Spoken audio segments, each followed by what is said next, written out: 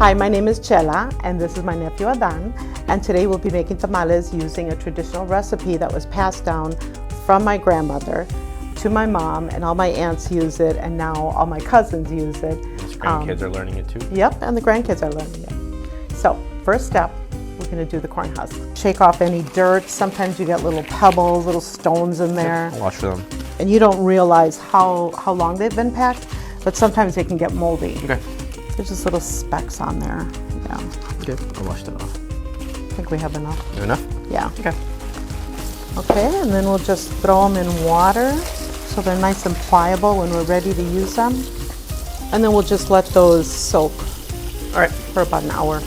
And then because my mom makes, like 3 packs of these, so she's got a big pot and she'll soak them all and then put like a stone or the molcajete, put that on top of there.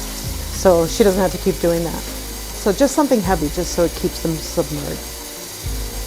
Okay, so now, we're gonna mix all the dry ingredients first. And then we're gonna add the water just a little bit at a time. This is my first time actually making the dough. I didn't really get to be part of this process. It's starting to smell like tamales.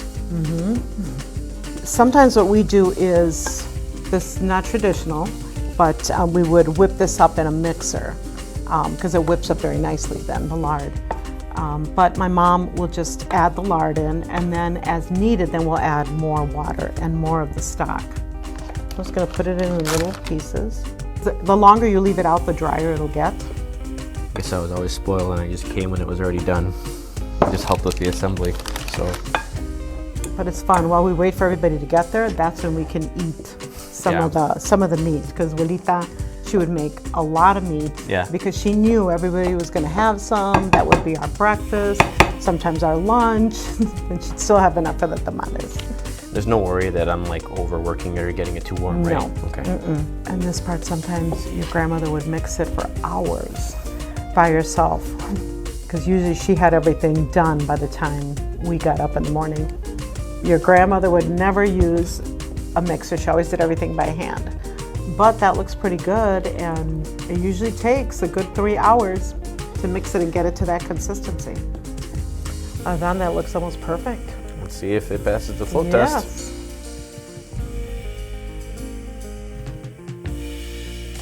Okay, so when we spread them, like I said, some of us like to go up, some of us down. It doesn't matter as long as the masa gets on there.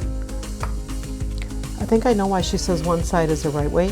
Because if you do it, it's hard to fill those little ridges. Oh, sure. And that's where she gets mad at us.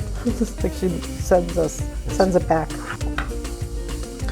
See, and then she lifts it up, and as long as there's no big gaps, and you hold it up to the light, then she's okay with that. So that's a good consistency. Yeah, and just put a little bit more up there. The other thing too that I like to do that my mom usually doesn't do unless she has like leftover, like she cooks it in one pot of meat and then with all the chile and everything, and the chile she'll put sometimes in the masa. Okay. The rest of the chile. Oh, understood. So I just think it tastes better with the chile and the masa. And then like I said, like this piece just ripped off when I opened it up, so we just keep those and then we'll just cover the tamales with these. Okay. I think one of the best things too about tamales, because we have leftovers and my mom would make sure that everybody got at least a dozen. I love to put them in a frying pan, a little bit of water, let the water cook out, and then they get kind of crispy. Oh my God, they're so good. So good, the chile on there, oh. Okay, so I'll show you how to do one. Please. Okay, so depending on the size of the hoja, the corn husk, that's how much meat you would put. And then we just wrap it, and I'm gonna fold it in thirds, and I keep it above where I think I'm gonna fold it. Okay. Fold it up. So put it in thirds. Fold it in thirds like that. And then my mom would always test it, like if there's too much, send it back, or takes it off.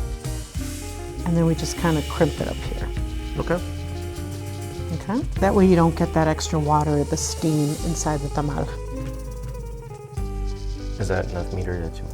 Yeah, that's enough meat. I would just push it up a little bit because you probably want to fold it like right here. Okay. And then just in thirds. Yeah. and then we fold it, and then crimp it at the top. Just above the meat?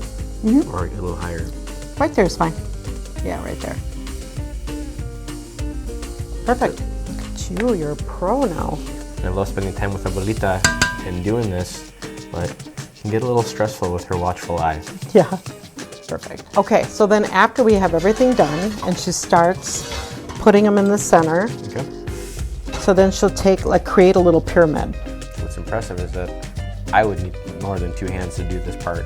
Yeah, and your she grandmother can do does that it by, on her yep, on her own. So then you just keep stacking them around like that, and then they kind of come up to the top, and then we cook them. And you go as high as the pot itself? Or? Yes. Okay. Yes. She'd always use like the broken pieces for this, but of course we'd cheat. If they were too big, we'd cut some off because we didn't want to do the real big ones. Okay, this is good, and then she would put a towel over it. And I'm not sure why she does this. She just does. She said that's how her mom cooked them, so. Perfect.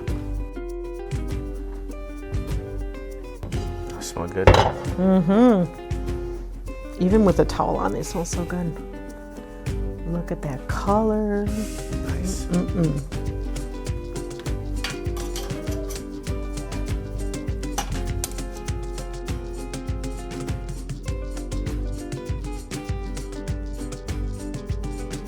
See if they're up to Abuelita standards.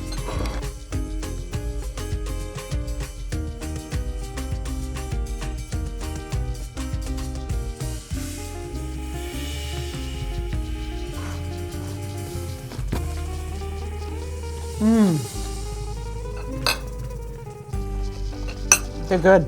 Yeah? Hi, boy. You want to try tamales? It's an acquired taste. We get it. They're good? Yes. High five. Yes.